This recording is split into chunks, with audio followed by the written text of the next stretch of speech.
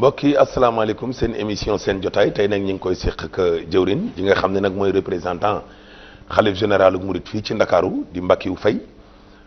jëwrin maa ngi lay nuyu. maa ngi lay fay Serigne Ahmed Aïdara. papa nag fi ñuy dooree laaj yi rek tey nag mooy lu jëm ci wàllum bërëb bu tedd bi nga xam ne fii la ñu toog di nag Masalikul Jinaan jumaa ji nga xam ne ñu bëree bëri jàpp nañ ne ndam la ci yoonu islam rawatina nag tarixa Mouride loolu mën nañ koo jàpp. waaw maa ngi lay nuyu bu baax di la dalal bu baax ci barab bi di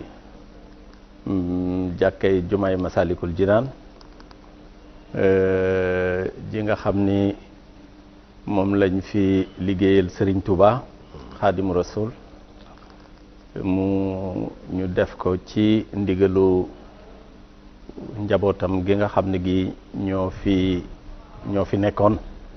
tàmbalee ko ci Cheikh Salihu Mbacké mi nga xam ni moo fi mujj ci njabootuk sëriñ bi nga xam ni projet bi ci moom la tàmbali woon mu defar plan yi ba ñu bëgg ko implanter ci pàkk bu njëkk ba yàlla ci ay dogalam bi nga xamee ni bi jóge na fi Cheikh Mouhamed Lamine Bara Fallilou nekk sëtu Serigne Touba bi jëkk a toog doon xalif général des Mourides ñëw dajeeg yàlla def ñu jox ñu pàkk bi ñu jóge woon ci pàkk bi nga xam ni moom la ñu jëkkoon a ne daan fa jullee lu jóge ci fanweeri at ndaxte 1976 lañ ko gouvernement du Sénégal joxoon ñu di fa jullee ba bi Alaaji Bara toogee doon xalif général des Mourides ci lañ ñu jox pàkk bi président Ablaye Wade jox ñu ko mu ñëw fi teg fi xeer wu jëkk wi ñu dem tuuti rek lu toll ci at moom it mu daldi ñibbi àjjana Cheikh Sidil Makhtar moom it nekk ñaareelu sët bi nga xam ne moo toog toogaayu Serigne Touba bi mu ñëw ci la ñu tàmbali effectivement liggéey bi ba liggéey bi sori lool ba daanaka at mi ñu génn rek wala at ak genn wàll wala ñaari at moom it ci la làqu Cheikh Mouhamadul Muntaka yeggale liggéey bi ba tey ji ñu toll ci di ko ubbi ñu ni nag jàkkay murit waaye nag jàkka ji jàkkay jullit yépp la day jàkka joo xam ne ji Serigne Touba moo ko liggéeyal diine liggéeyal ko jullit yépp ak foo manti ne waaye du taaginu jàkkay murit la jàkk nag daan na faral sax di am ay tur ndax boo demee Màkka sax jàkka bu ne am na tur ñu koy dàkkantel ci ay tur ci ay sahabatu ak ci njabootu yonent bi sallallahu alayhi wa sallam ak ñi nga xam ne ji ay contemporain yonent bi lañ sallallahu alayhi wa sallam waaye jàkka ji nga xam ne bii dañ ko liggéey ngir liggéeyal ko jullit yi nga xam ni ñoom ñépp ñoo bokk pas-pas te pas-pas bi mooy diine l'islam. waaye nag bu ñu desee kon ci wàllum liggéey bi kon pàkk bi maanaam nekkul woon fii Masalikul Jinaan fii deuxième kii bi la deuxième pàkk bi la. non fii sax du deuxième pàkk bi bu fekkee ni bi en terme de maanaam fu ñu jëkkee ak fu ñu mujjee. murit yi fi ñu daan jullee ci Dakar bari na. am na loo xam ne lii xëy na booba man maasewuma ak moom waaye déggoon naa ko daan naa fa julli tamit ba ma gën a doon ndaw ndax daan nañu jullee fële ca kër sëñ Modou Moustapha te mu nekk fële ca Blaise Diagne booru service d'hygiène ba ñu fa jógee it daan nañu jullee fii ñu tudde ko sëkk ba bi nga xamee ni bii parce que fii dégg la woon genre maanaam dex la woon moo fi newoon ñu tudde ko woon le marigot de bopp quartier bopp bi yëpp ak waa Cité Port fii dégg la bu rëy boo xam ne bii daanaka nit ñi dañ fi daan sangu sax waaye bi ñu jógee foofu pàkk bi nga xamee ni bii ci fàttaliku man li ma fàttaliku fii ci gox bi ñu jëkk fee jullee mooy jàkka ji nga xam ni moom la ñu jox waa Médina Gounass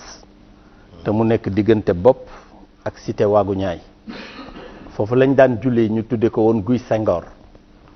nga xam ni waa kër sëñ Touba yi sax daan nañ fa ñëw di ñu fi jiite sëñ Ibra Ndar ñëw na fa jiite ñu fa Cheikh Mouhamadul Mourtada jiite nañ fa ginnaaw bi loolu wéyee nag sëriñ bi moo daan yeble rek ay sëriñ yu jóge Touba ñëw di fa jiite ba ci sëñ Cumbaleen Bousso jiite na fa bi nga xamee ni bii jamono dox na te mu jàkkaarloo defe naa ak kër xalifa bi nga xam ne moo doon xalifa Médina Gounass ñoom ñu dem ci président daal di koy laaj pàkk bi nga xamee ni bii dem nañu laaj pàkk bi booba xam nga service des domaines ni muy doxee day dem vérifier assiette foncière bi xool kan moo ko moom bi ñu demee ci livre foncier bi ñu xool ni affecté wuñ ko kenn ñu daal di koy jël daal di leen koy affecté biñ leen ko affecté nag bi mag ñi gisee ni suñu mbokk yooyu ñoo ngi fay dem bëgg fa def jàkka ñu daal di dem daal di koy wax Serigne Abdou Lahad boobu ci jamonoy Serigne Abdou Lahad la biñ ko waxee Serigne Abdou Lahad avant ñuy dem ci moom dañoo jaar ci sëñ Moustapha Bachir moom la ñu ko wax mu ni leen loolu de duma ko seetaan duñ ko nungu waaye comme président Abdou Diouf day faral di ñëw fii ci sëriñ bi dina fi ñëw bu alxamise dinaa ko wax bu ko defee ñu delloo leen seenu pàkk ci biir wax ji bi ko sëñ Abdou Lahad yégee la daal di tere loolu ni buñ ko wax Abdou Diouf mag ñi daal di dem ba ca moom egge ko daal di ko koy wax ni ko nag pàkk boo xam ne bii nangam ci ay at fa la ñuy jullee jël nañ ko jox nañ ko suñu mbokk yooyu te kon ñun duñu am fu ñu jullee sëriñ Abdou Lahad ca mbaaxam rek ak xam diineem mu daal di leen xamal ni leen pàkk boobu na ngeen ko bàyyi ak ñoom ñi nga xam ni jox nañ leen ko ndaxte ñoom dañ fay tabax jàkka ndax yéen bañ leen ko joxee ba léegi tabaxu leen fa iit yi rek ngeen fay jullee da ngeen fay jullee korité di fa jullee tabaski te nag korité ak tabaski kenn du ko jëndee loo xam ne lii farata la mooy waxtu yu juróom dañ ko fay ñoom saxal bu leen fa iit fekkee ñu julli fa iit waaye comme yéen iit ba iit ngeen fay jullee kon yoon dafa leen a jox pàkk ba yéen dem leen ngeen toog ba ma wax wutal leen pàkk boo xam ne bi di ngeen fa mën a dem loolu moo ñu jëlee ci pàkk bu njëkk ba pàkk boobu indi ñu ci pàkk bi nga xam ni moo nekk ci catu Cerf-Volant nga xam ni mook pàkk bi daanaka léegi taq nañu benn lam ndax fi la ñaari tali yi yem waaw biñ ñu ko joxee nag ci la mag ñi daal di gaawantu daal di koy matérialiser parce que fële bayal la woon rek kenn miiru ko woon dañ daan def bu julli jotee ñu dem ci kër vieux Matoola Wade moo doon wéyjuru président Abdoulaye Wade ak góor gu ñu daan wax Galaye Diop wala ak góor gu ñu daan wax Alaaji kii Fall wéyjuru Njaga Fall boobu ñoom ay làcc barak pakk ngooñ la ñu yoroon ba pare di jaayaale ay làcc barak bu ñu tollee ci julli dañuy dem jël foofu ca làcc barak yi ñëw def ko fa ba pare def ci tente bâche ko bu ñu jullee ba pare delloo ko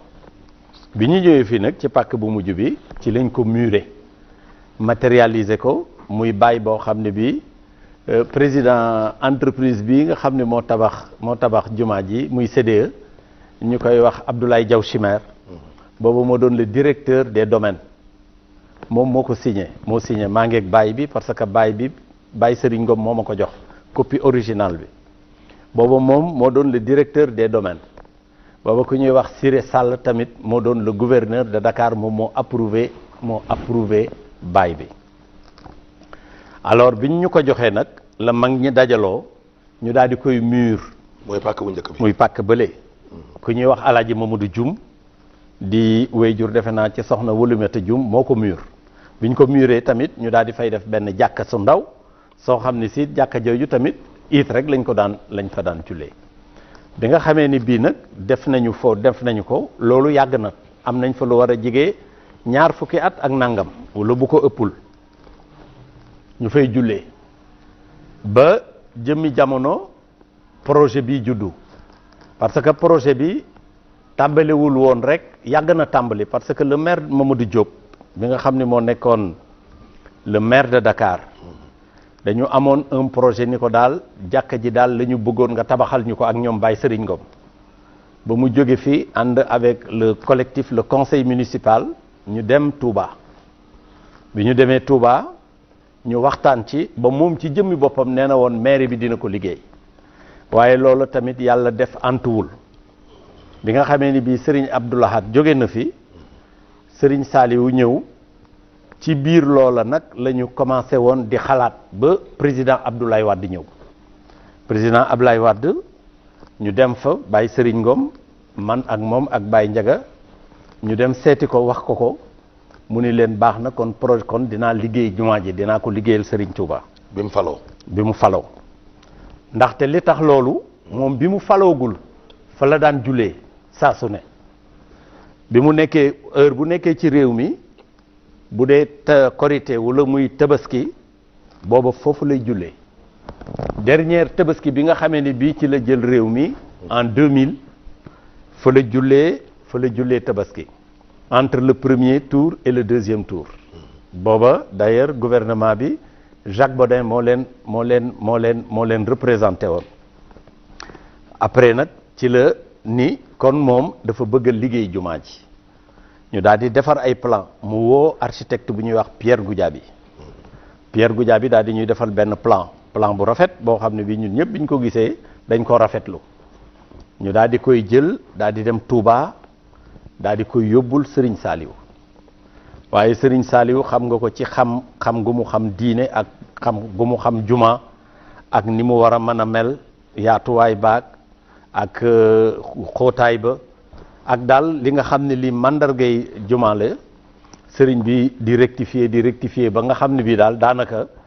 jàpp nañu ni tamit xam naa ni plan bi nii nga xamee ni gi moom la war a méngool ak jullikaay ba méngoowuñi ci la woon nag benn architecte bu ñuy wax Maysa Touré ñu daal di def ay proposition du woon sax Maysa Touré parce que amoon nañu ñetti proposition mais proposition bu mujj bi mooy proposition Maysa Touré boobu la ñu mujj adapté bi mu ko indee nag nga xam ne xottu jumaa la ci la ko Serigne Saliou nag commencé di rectifier boole Ablaye Wade nag ci boppam moo ko boole ak Serigne Saliou mu dem ci Serigne Saliou woot ko ni ko moomay architecte la xale la am na xam-xam dama bëgg jumaa ji may liggéey mu ñëw won la ci li mu def. moom mooy sa Touré. ñu yebal ko mu dem au Maroc jël un peu architecture marocaine bi ak ni seen jumaa yi mel yebal ko mu dem Arabie Saoudite dem na ba ci xabru yonent bi sallallahu alayhi wa sallam wër xool jàkka yi ni ñuy mel bi mu defee synthèse yooyu nag ak benn cabinet buñ ko boole woon d'architecture bu nekk au Maroc ci la ñu génne woon nag plan jumaa ji biñ ko génnee plan jumaa ji xam nga booy xool style marocain yi boo xoolee salle yi nii mu demee nii style marocain la parce que ñoom fii nga xam ne la ñu jàpp ni salle la woon ak fële di bureau ñoom booy xool seen jàkka yi li ci ëpp ca kanamu jàkka ji fi la morgue bi ne bu ñu waajalee nit ki ba pare fa lañ koy indi avant ñu koy jullee c'est par la suite lañ leen wax ni loolu du aaday réew mi parce que morgue du nekk ci biir jullikaay dañ koy wutal place boo xam ni fa la ne waaye nag ñu xam ni c'est des pièces utiles moo taxoon ñu garder ko ba gis nga tey fii mu ne def nañ ko salon kilifa yi fële tamit mu nekk bureau wala mu nekk yeneen i loo xam ne lii mën nañ ko fa xalaat bi nga xamee ni def nañu plan bi nag ba pare ñu def nag levée topographique bi ñu defee levée topographique bi espace bi ñu fa am 4000 mètres carrés la woon bi nga xamee ni bi présenté nañu plan bi ci espace bi jumaa ji mel ni dafa xaw a ëpp espace bi nga xam ne bi moom lañ fa am muy 4000 mètres carrés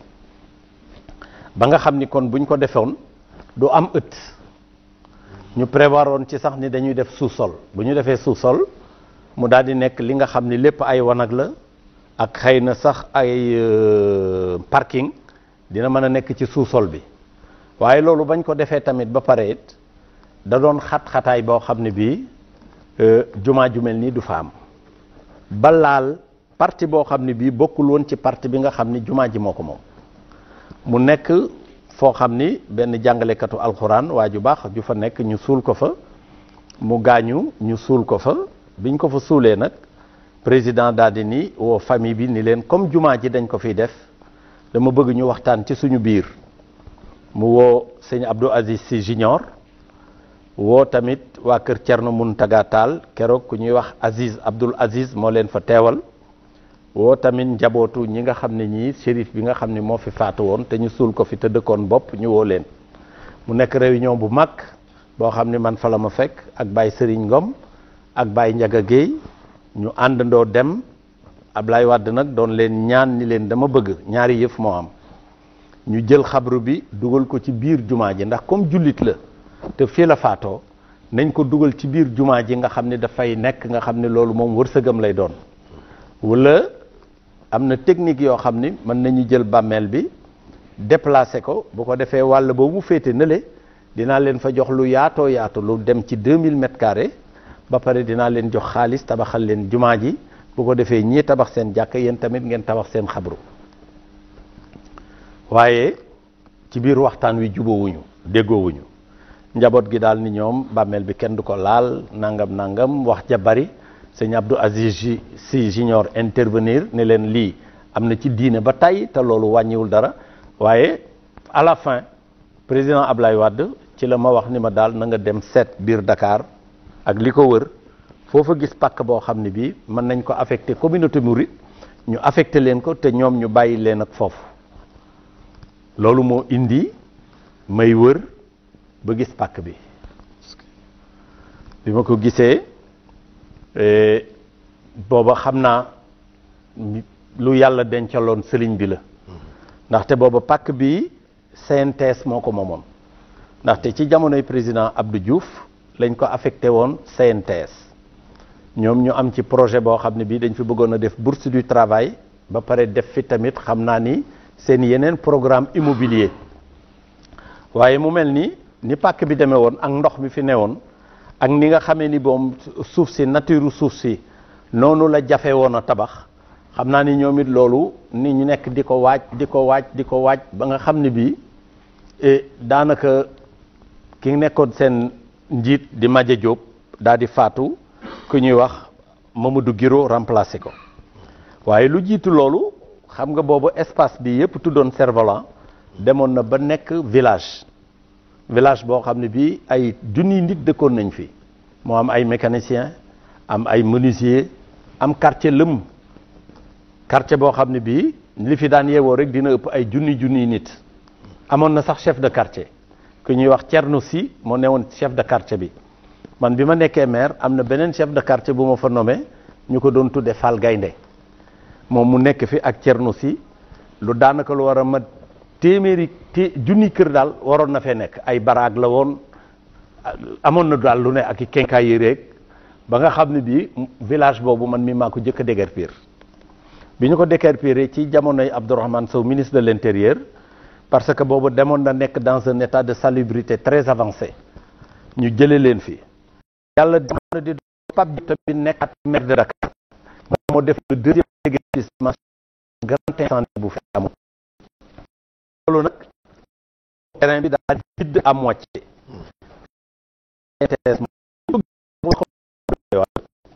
la daal di woo lance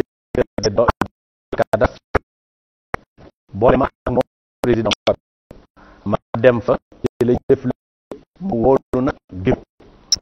bi mu wóoree Giro nag ko sàkk bi la ci moom am lu mu dik jox ko pàkk bi pare ni ko naa leen jox terrain ba leen jox ci leen ko Giro kon terrain bi mën nañ ko jox la ko bu ko defee yow nga jox ñu terrain bi ñu dig en ville loolu moo indi woon affectation 4 hectares yi bi ñu ko defee tamit ba pare ba defar 4 hectares yi ba indi plan jumaa ji ba def ko ci vraiment mu daal di ci yem kepp waaye booba tamit ginnaaw gi dafa sës ak lotissement boo xam ne bii waa domaine defoon nañ ko parce que li wër jumaa ji yëpp boo ko seetee dañ ko defoon ay lot de 1000 mètres carrés et de 500 mètres carrés ba fii nga xam ni moom la ñu def ci ginnaaw mu féete ak station bi fi ñaari tali yi aw foofu la ñu joxoon conseil régional nga xam ni dañoo waroon a tabax seen siège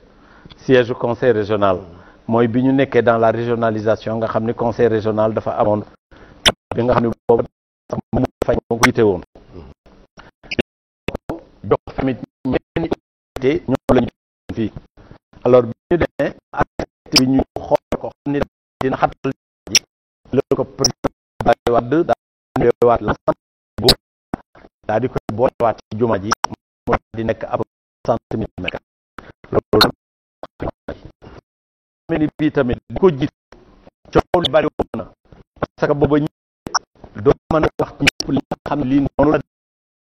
ñu dégg ni boobu mu nekk ci pàkk bi muy ni coow lu bari bari ba ñu ay mooy bari def ni woon dañoo bëgg a sàkkal barab bi te fekk na booba plan bi moom moo xajul woon ci foofu ndaxte foofu 4000 mètres carrés la te fii nekk na 60 000 mètres carrés tout est que manqué 60 000 mètres carrés alors benn bés rek booba sëñ Alaaji Baara moo doon xalif général des Mourides ci la ma woon ni ma bu ma xëyee dinaa ñëw sa kër bu ko defee ñu ànd nga woon ma ñaari pàkk yooyu ma dégg seen coow ñu ñëw jëkke ca pàkk bu jëkk bale mu xool ko ñu wëlbati ko jël oto yi ñëw ci pàkk bi mu dugg fi fooga nag pàkk bi neexul a gis ndax booba ndox mi fees na dell ba nga xam ne bii daanaka pour nañu 15 jours pompe yi indi nañu juróom-ñett pompe manque ndox mi ñax mi bari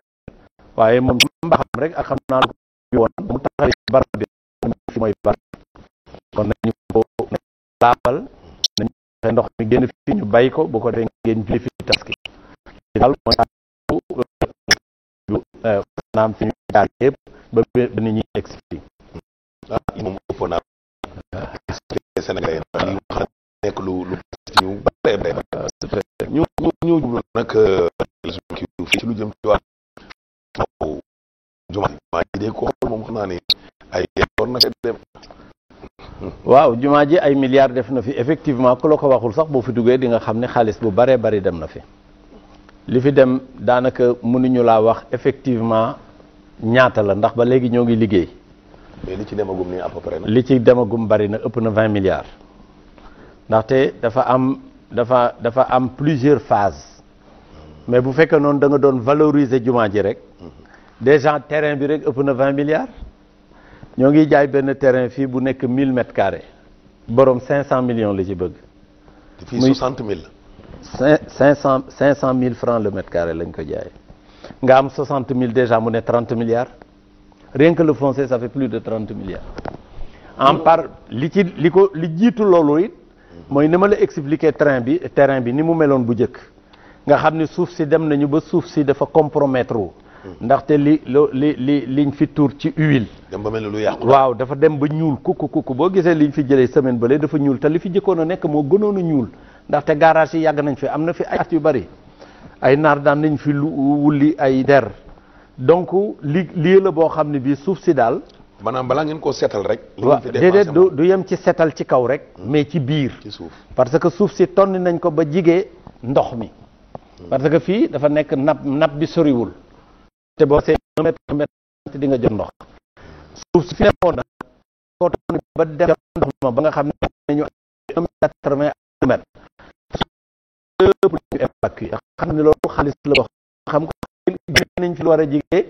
7000 à 8000 millions te camion de sable yi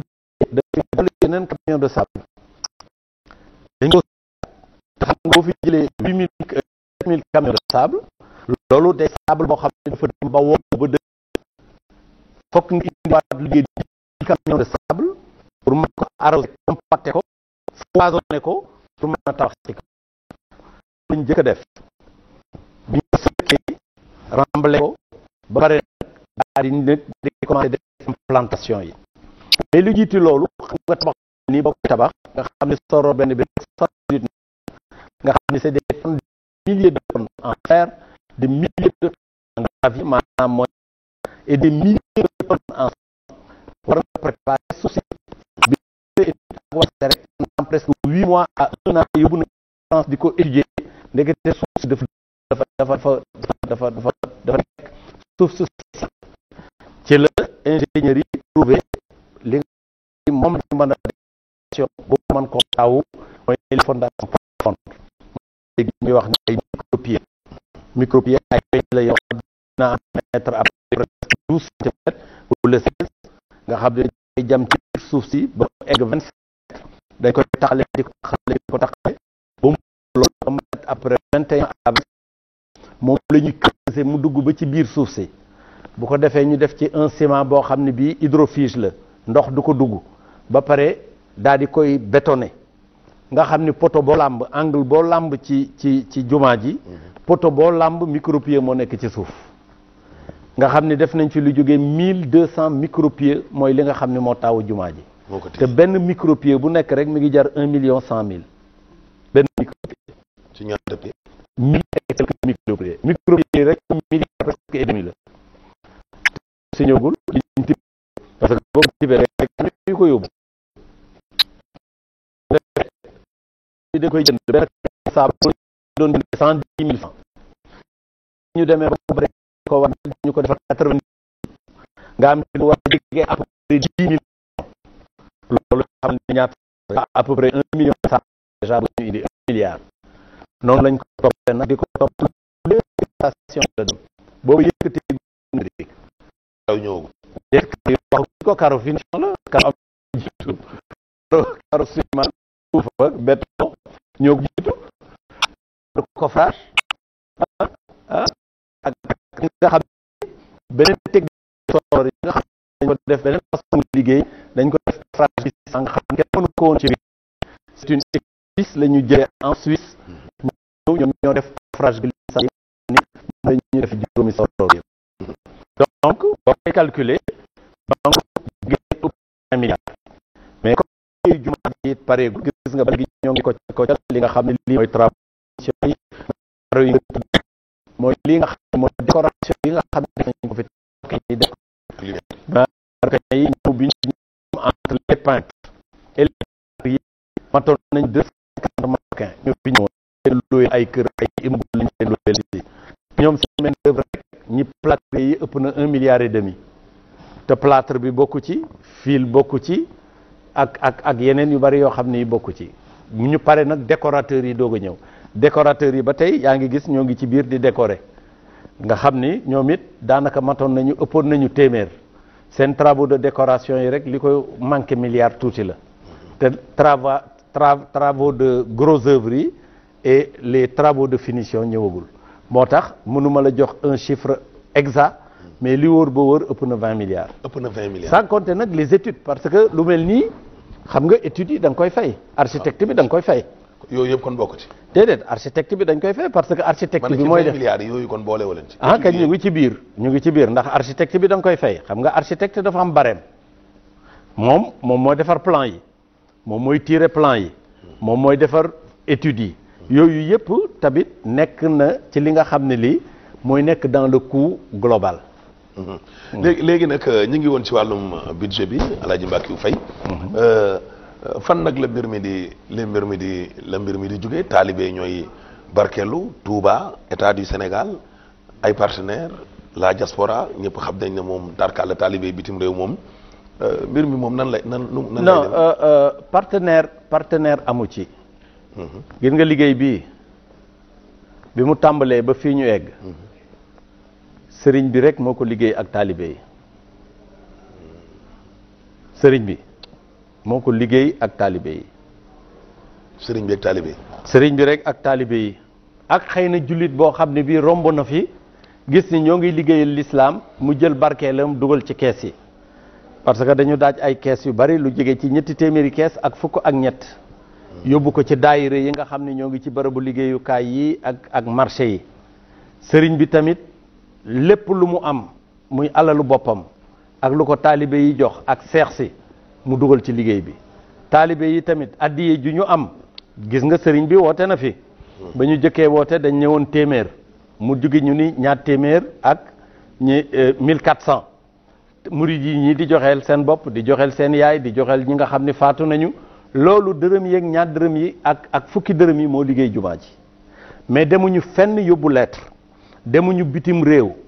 demuñu tamit ci benn organisation boo xam ne bii buy dimbali la ci wàllu islam parce que am na ligue islamique mondiale am na daawa islamiya amoon na waaye ñun ñëpp loolu déedéet taalibey sëriñ Tuubaa yi ak sëriñ bi ñëw liggéey jumaa ji xalif général daal mooy def heure bu ñu amee décompte wala ñu wax soxla xaalis bu ma demee yóbbul ko mu defal ma chèque bi ñoom ñetti ñoo koy signé mooy xalif général bi moo ko daan signé sëñ Cheikh Sidi Makhtar ak sëñ Muntaxa mi nga xam ne moom la defoon jëwriñ bi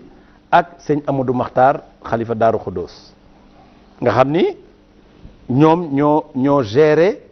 lépp loo xam ne lii ressource la boo xam ne bii dafay ñëw ci biir jumaa ji ñoom ñoo ko chèque yi ñu may jox ci moom ci moom lay jógee chèque boobu tamit bu ñu ma ko joxee ubbi naa benn compte boo xam ne bii dama ko ubbi ci banque yi compte bi tamit ñetti signataire la am man maay signé sëñ Bas ak sëñ Muntaxa xaalis bi génn ñu fay ouvrier yi fay entrepreneur yi kees yi tamit ñu daaj dama jënd oto ba ñu tàmbalee laa jënd oto bu bees jox ko sëñ Mbay Njaay mu wër daayira yi chaque jour mu dem ci benn kees ubbi ko lu mu fa fekk mu dajaleeg waa daayira ba ñu compté ko mu defal leen reçu indi ko fii bu ñu xëyee yóbbu ko ci banque bi donc fii paiement espèce mosu fi sax am ku fi liggéey chèque lañ la fayee xanaa ci jamono yu mujj yi nga xam ni yenn saa yi ma lamb sama poos bu ñu ma nee 1 million la wala 2 millions wala 10 millions ma tàyyee nangam ma fay joxi ouvrier waaye lépp luñ fi def muy loo xam ne lii c'est basé sur l'étude chèque lañ ko fayee te mu ngi ci banque bi kon buñ ko tiré compte bi lépp lu ci mës a génn mës a dugg dinañ ko xam lépp lu ci mës a génn it dinañ ko xam. waaw xam nga ñun nag moom léeg-léeg ñu nekk ci journaux yi di lire. te loolu yi dañ ci soxla léeg-léeg ay gindi. président Abdoulaye Wade def na ci lii ci wàllum xéewal gi ba ci bu mujj bi nii ñu ngi dégg ñu naan président Macky Sall yi def na ci 7 milliards. xaw ma 7 milliards yi moom ci liggéey ci biti loolu itam nan la demee ñoom dañ cee participer financièrement wala. vous savez ba ñu tàmbalee njàlbeen ga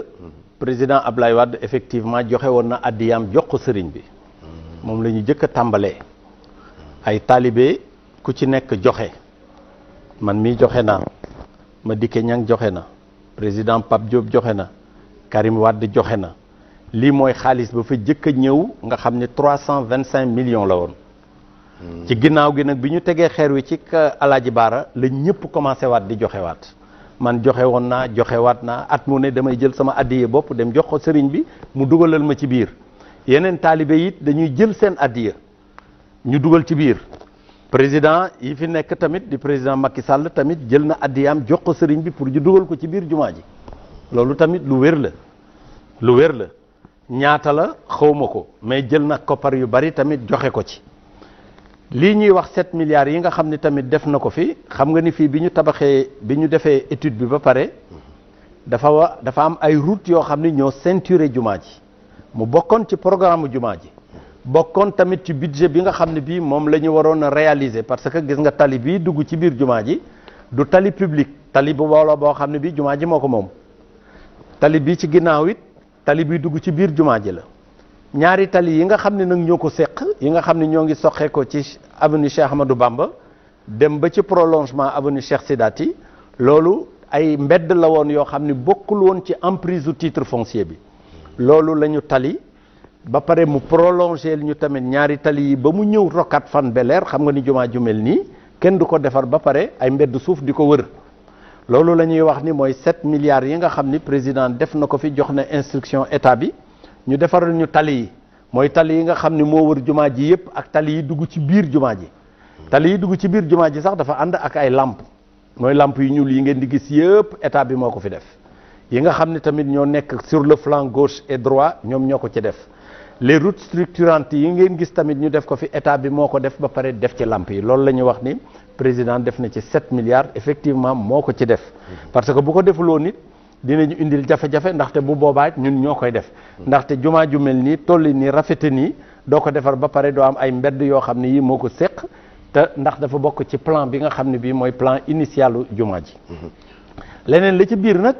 am na ñeneen xëy na ñoo xam ne ñii dugal nañu seen alal waaye loola mooy li ma la wax rek dans le cadre bi ma la wax ni la ndaxte ñoom ñëpp taalibe lañu président Abdoulaye Wade taalibe la président Macky Sall ñëpp xam nañ moom it taalibe la ñeneen ñi nga xam ne ñoo nekk dans l'état gouvernement bi ak commerçant yi ak individuels yi sénégalais lambda yi am na ci ñoo xam ne ay taalibe lañu dañuy jël seen alal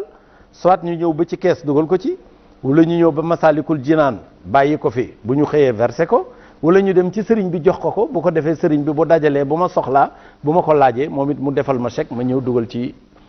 compte bi mën a fay ñi nga xam ne ñii mooy ñi doon liggéey ñiy liggéey jumaa ji noonu daal le plan de financement bi demee waaye nag li ci ëpp mën nañoo jàpp ni addiyee taalibe yi ñoo ko liggéey ñoo ko liggéey léegi nag ñu jàpp kon léegi nag ubbite gi kañ la gis nañ ne jàppoon nañ ko après ñu puusaat ko waaw bi ñu ko jàppee daaw lañ ko jàppoon parce que daaw dañoo jàppoon ni dañ ko bëggoon a coïncider ak ñaari rakkay ndakaaru yi waaye boobu tamit liggéey bi des na waaye comme juma du pare dañu ne woon dañuy ubbi bu ñu ubbee nekkaat ci tamit di liggéey waaye ñu dem ba ci biir sëriñ bi xam ne xat na te jamono xat na mu fekkoon mu nekk tamit ci jamonoy nawet ak xam naa lu yàlla tudd ak bëggoon tamit ni sëriñ Touba wax dëgg yàlla buñ koy jox dañ koy jox loo xam ne lii bu parewul à 100% it war na pare à 95%. c'est le cas présentement ndaxte fi mu ne jumaa ji daanaka biir bi lépp pare na biti bi lépp pare na clôturé nañ ko def nañu lamp yi soroor yi tamit lépp pare na fi mu ne soroor bu ndaw bi ci des karo bi moo yéex a ñëw rek mais fii ak dimanche lépp dina pare ñu wàcce échafaudage bi kon xam nañ ni nii la gën a sottee te it nii la gën a taaroo loolu xam naa yàlla moo ko tudd moo taxoon ñu reculer woon ko daaw ba def ko ren di nga xamee ni bii ren tamit muharram ñëw na di tabaski gi ñu di tamxarit ji ñu xam ni tamit wax dëgg yàlla mën na ko cee ubbi comme sëriñ bi moo am dogalu ubbi yi moo ma woo ni ma nañ ko ubbi ci weeru tamxarit bi bu ñu fexe mu bañ koo génn mu daal di coïncider nag ca date bu njëkk ba ñu ne woon dañ koy def le 20 mais le 20 ñëpp xam nañ ni entre le 18 et le 19 septembre mooy màggalu Daaru Xuddoos te Daaru Xuddoos dafa bokk ci calendrier murit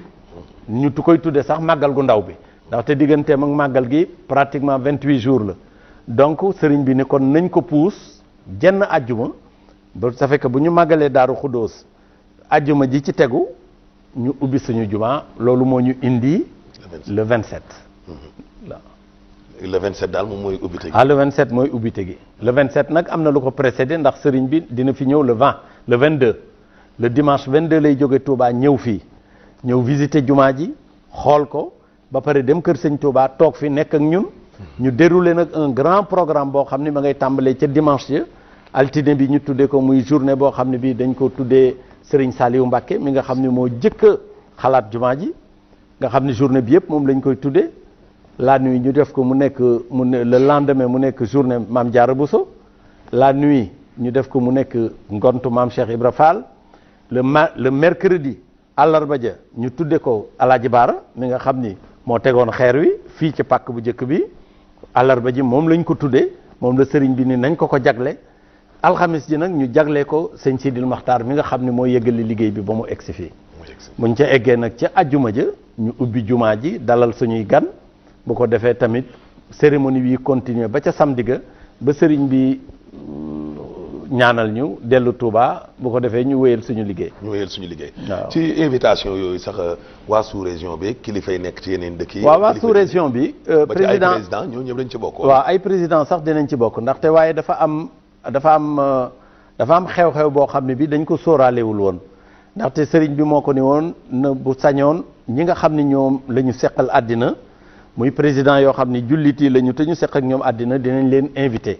muy roi du Maroc muy le président de Mauritanie bu Mali président Gambie bu Guinée ak bu Gabon bi nga xamee ni bii sëriñ bi fa la nekkoon